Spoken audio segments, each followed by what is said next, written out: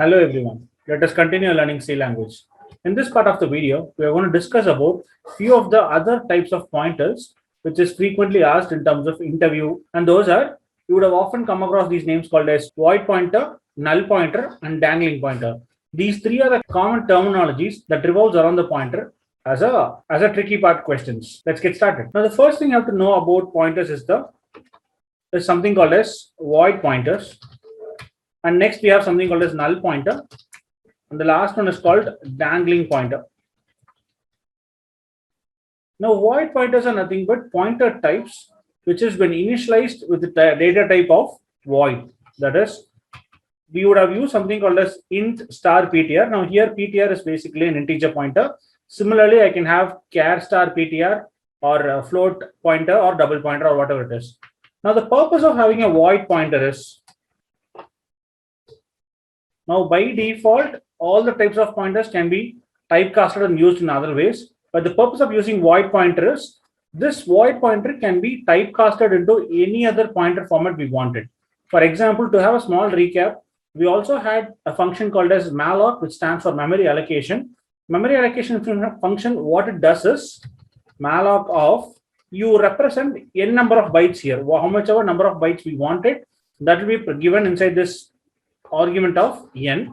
Now the return type of this function is basically a void pointer,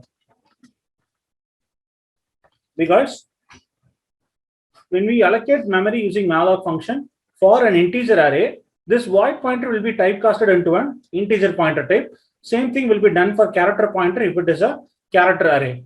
So in such cases, the way we typecast is nothing but including a function bracket before the function and typecasting it to a type of int star, which represents, which we are typecasting it to integer pointer. So for basic requirement, we are declaring it as void pointer, and this pointer can be typecasted into any type of array we wanted it. A quick short program to print the array.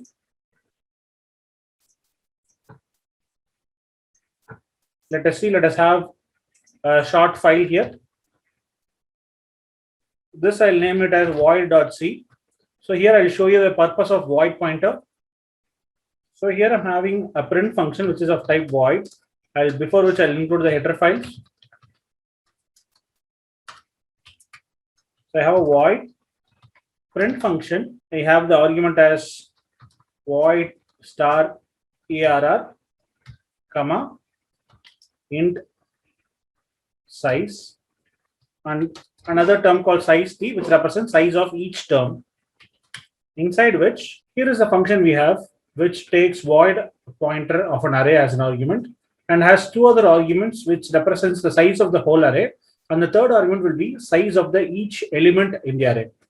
Now using this particular function, we can print both the array of integers as well as array of double values. Now let us see how it is done. Now here in this criteria, the third argument, that is int t, represents size of each element of the array, that is size of array of 0th element. Possibly when the size is 4, we all know that is either an integer value or a floating value. If the t value is equal to 1, that is a character value. If the t value is equal to 8, and that is a double value. So based on that, we have two if conditions here, if and else if condition.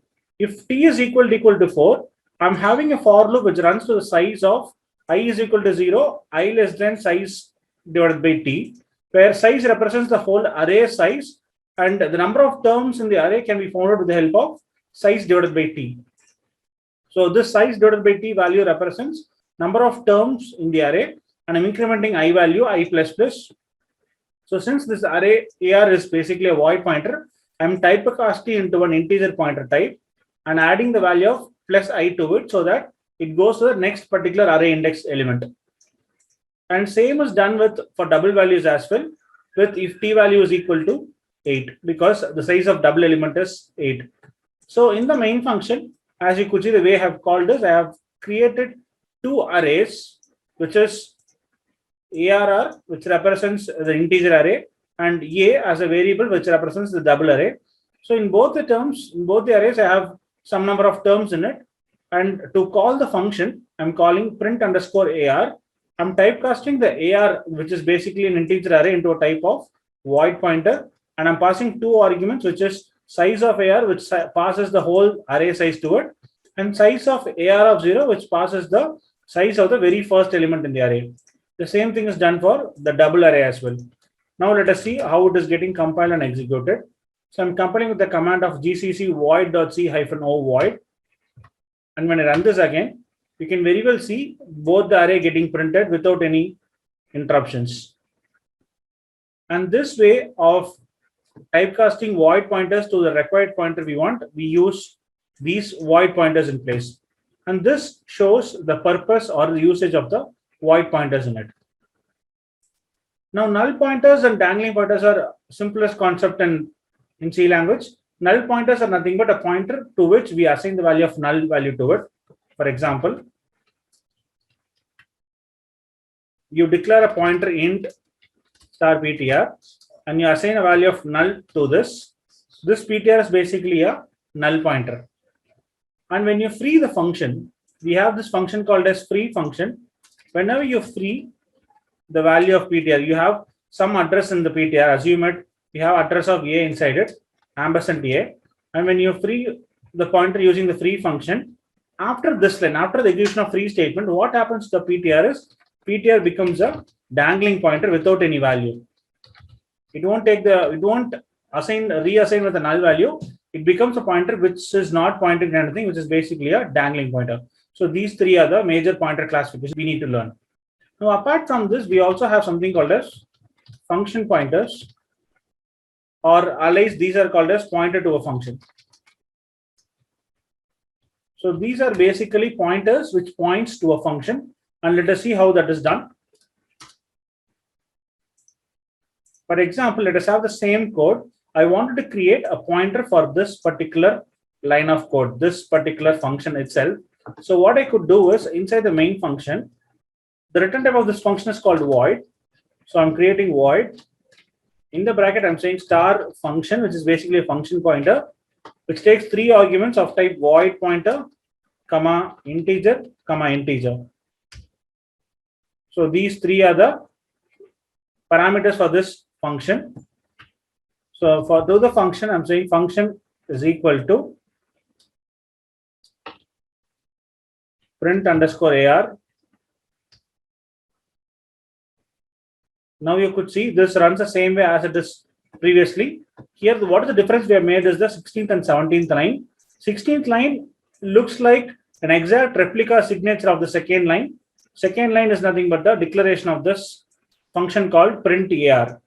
And in the 16th line, I've recreated the same function signature. So this alias can be called as function signature. In turn, we are creating a pointer for the function. So this function will take the value of print AR. So this print function's address is assigned to the function pointer. So this function is basically a pointer. So in the place of using print underscore AR, I can very well use this function pointer all the time. So that is how we have made use in the 18th and 19th line. And this is in short about your function pointers. Hope the idea of void pointer, null pointer, dangling pointer, and function pointers are clear to you. See you in the next part of the video. Thank you.